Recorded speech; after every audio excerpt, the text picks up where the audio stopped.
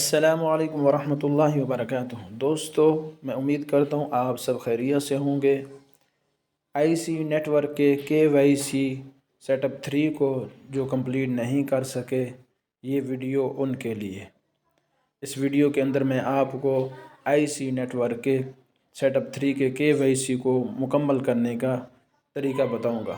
آپ سب اس ویڈیو کو مکمل دیکھیں، اس ویڈیو کو سکپ نہ کریں۔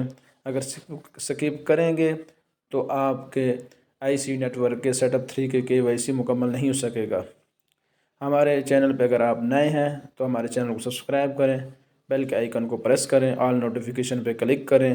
چلتے ہیں ویڈیو کی طرف۔